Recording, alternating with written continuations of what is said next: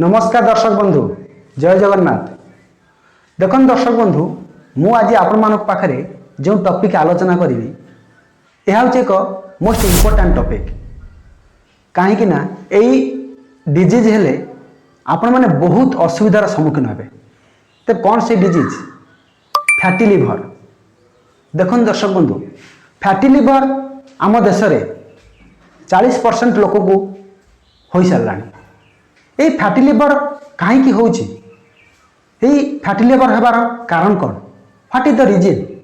कौन खाइले fatty liver हुए? किपरि ये फैटी लिवर को आपण माने भल करि परिबे से विषय में आज आपण मानक कहबी। तेबे चलतु डेरी करबा नहीं से फैटी लिवर विषय जानिबा।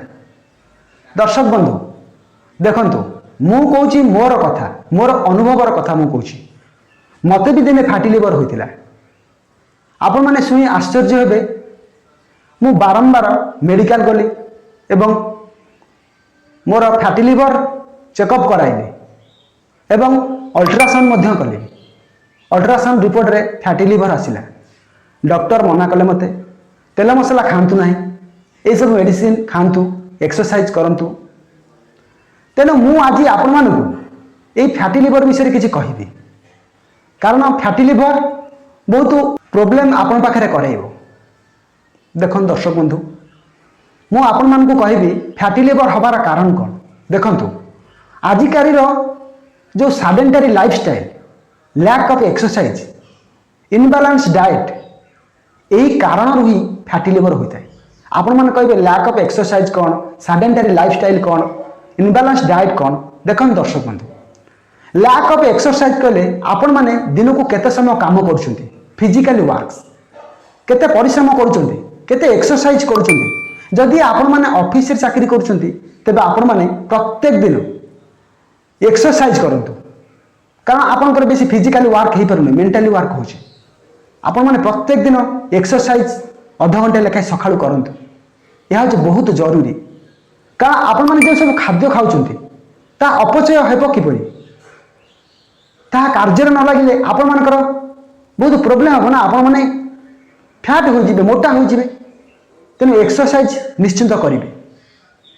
तापर हूँ आपण मानकर सेडेंटरी लाइफस्टाइल। आपण माने बहुत कोल्ड ड्रिंक्स पीउछंती, मद्यपान करूछंती, वाइन पीउछंती, ये सब जो मृदु पानी आपण माने पीउछंती ता पई मध्य फैटी लिवर हबार यथेष्ट संभावना रही। देखंतु आपण माने जे सब खाद्य खाउछंती, इनबैलेंस डाइट, मसला युक्त खाद्य, चिकेन मटन बहु मात्रा खाउछंती आपण माने, पिज्जा बर्गर। आपण माने पिज्जा बर्गर छाड़ंतु, चिकेन मटन छाड़ंतु, ये सब को छाड़ीबा को पड़िबो नचेत आपण मानकर लिवर रे फैट जमा हो जिवो। लिवर रे फैट जमा हो गले फैटी लिवर हेबो। ए फैटी लिवर धीरे धीरे धीरे धीरे लिवर सिरोसिस आड़ को गति करिवो। तेणु आपण माने खाद्य रे टिके संतुलन रक्षा करबा को पड़िबो, संतुलित आहार ग्रहण करबा को पड़िबो नचेत आपण माने फैटी लिवर हबार यथेष्ट संभावना बढ़ी आपण को पाखे। मु मोर अनुभव कथा कहूची। मते भी दिने फैटी लिवर होइतिला। मते भी डॉक्टर कहले सिझा खाइबा पई। मु 6 मास सिझा खाइली। खाद्य रे कोनोसी प्रकार मसला खाइली नहीं। खाद्य बहुत कम खाइली, फलमूल अधिक खाइली एवं प्रत्येक दिन सकाळु गोटे घंटा एक्सरसाइज कली।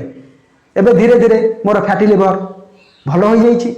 भगवानकर कृपा, जगन्नाथंकर कृपा एवं मु जो परिश्रम कली, डॉक्टरंकर कथा मानिली, सेति मोर फैटी लिवर भल हो जाइछि। तेणु मु आपण मानकु हाथ जोड़ी अनुरोध करुचे आपण माने खाद्य रे टिके कंट्रोल करंतु। प्रत्येक दिन किछि फिजिकल काम करंतु बा फिजिकल एक्सरसाइज करंतु।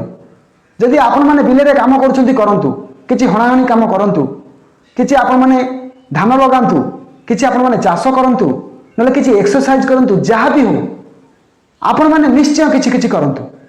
काम करिया दरकार। आपण माने जो खाद्य खाउछंती ता अपचय हबा दरकार, काम रे लागिबा दरकार। काम रे न लागिले लिवर रे फैट जमा हबो, आपण मानकर फैटी लिवर हबो। तेणु आपण मानकु ए तीनटा जिनिस को गुरुत्व देबा को पड़िबो। खाद्य, पानीय एवं एक्सरसाइज ए तीनटा जिनिस को आपण माने जदी गुरुत्व देबे तेबे आपण मानकर आ फैटी लिवर परि समस्या हेबो नाही।